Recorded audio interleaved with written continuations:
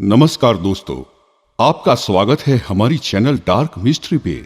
अगर आपको हमारी चैनल के वीडियो देखना पसंद है तो हमारी चैनल को सब्सक्राइब करें, ये बिल्कुल फ्री है, और बेल बटन की इमेज पर क्लिक करें जिससे कि आपको हमारी नई वीडियो के अपलोड होते ही नोटिफिकेशंस मिलते रहेंगे। रहस्यमय बातें, अनसुने किस्से, प्राचीन कहानियां जैसी बहुत सारी इंटरेस्टिंग बातों की जानकारियां यहाँ आपको मिलती रहेगी। आइए आज जानते हैं इस्लाम में क्यों हराम है ब्याजखोरी। अगर मोहम्मद साहब की शिक्षाओं पर मनन किया जाए तो दो बातें उनमें सबसे अहम है। पहली, मोहम्मद साहब की शिक्षाएं किसी एक देश या धर्म के लिए नहीं है, वे सबके लिए हैं। और दूसरी, उनकी शिक्षाएं आज से 1500 साल पहले जितनी प्रासंगिक थी वे आज भी उतनी ही प्रासंगिक है। जीवन का ऐसा कोई पहलू नहीं जिसे बेहतर बनाने, अच्छाई को स्वीकार करने के लिए मोहम्मद साहब ने कोई संदेश न दिया हो। उनकी बातें इंसानों को सच की राह दिखाती है। अर्थशास्त्र भले ही ब्याज को मूलधन का किराया, शुल्क या कुछ और माने, लेकिन इस्लाम धर्म में ब्याज को अनुचित माना गया है। इस्लाम के मुताबिक ब्याज एक ऐसी व्यवस्था है जो अमीर को और अमीर बनाती है तथा गरीब को और ज्यादा गरीब। इस प्रकार यह शोषण का एक जरिया है जिसे लागू करने से इंसानों को बचना चाहिए। इस्लाम ब्याज को किसी भी रूप में स्वीकार नहीं करता। पवित्र कुरान स्पष्ट रूप से ब्याज को वर्जित मानती है। उसमें इंसानों के लिए कहा गया है, ईमान वालों 2 गुना और 4 गुना करके ब्याज मत खाया करो, तुम अल्लाह से डरो। ब्याज खाने से बरकत खत्म हो जाती है। गौरतलब है कि मोहम्मद साहब के दिव्य संदेश से पहले अरब निवासियों में ब्याज की प्रथा बड़े स्तर पर प्रचलित थी। इससे अमीरों का तो फायदा था, लेकिन गरीब इसकी बेरहम मार से बच नहीं सकते थे।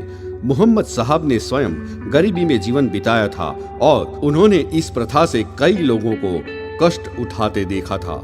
कुरान में बताया गया है कि ब्याज से भले ही इंसान को ऐसा लगे कि मेरा धन बढ़ रहा है, लेकिन असल में उसका धन कम हो रहा है। ब्याज की कमाई से बरकत खत्म होती है, इससे इंसान द्वारा किए गए पुण्य भी खत्म हो जाते हैं। ब्याज धन को कम करता है, लेकिन दान पुण्य से धन कम नहीं होता। अल्लाह ऐसे धन में बरकत करता है। कुरान में बताया गया है कि जो लोग ब्याज हासिल करने का निश्चय कर चुके हैं और उसके लिए बहाने बनाते हैं तो यह एक शैतानी धोखा है। जो लोग ब्याज लेने को सही कारोबार साबित करने की कोशिश करते हैं और लोगों को भी यकीन दिलाते हैं कि ब्याज लेना उचित है, तो ऐसे लोग भी इसी प्रकार के शैतानी धोखे के शिकार हैं। जो लोग ब्याज खाते हैं उनके बारे में कहा गया है कि वे कयामत के दिन खड़े नहीं हो सकेंगे, उसी तरह से जैसे कि किसी को शैतान ने छूकर पागल कर दिया हो। यह इसलिए क्योंकि वे ही कहा करते थे कि व्यापार भी तो ब्याज के समान ही है, जबकि अल्लाह ने व्यापार को वैध कहा है और ब्याज को पूरी तरह से अवैध। कुरान में संदेश दिया गया है कि जो लोग इस हिदायत के बाद ब्याज लेना बंद कर देंगे उनका मामला अल्लाह को सुपुर्द है। लेकिन तमाम जानकारी के बाद भी जो नहीं संभला, जिसने ब्याज लेना जारी रखा, उसके लिए आगे नरकीय जीवन है और कोई मुक्ति नहीं है।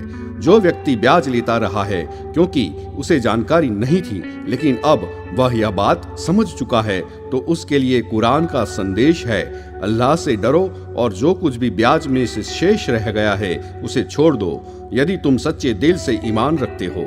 यदि तुम तौबा कर लो तो तुम्हारे लिए तुम्हारे मूलधन वैध है। न तुम खुद जुल्म करो और न तुम पर जुल्म किया जाए।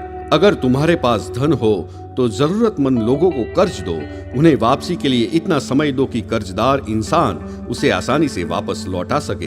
किसी वास्तविक व असंभवी मजबूरी से अगर वह समय पर तुम्हें धन न लौटा सके तो उस पर सख्ती मत करो, उसका अपमान मत करो और उसे समय दो।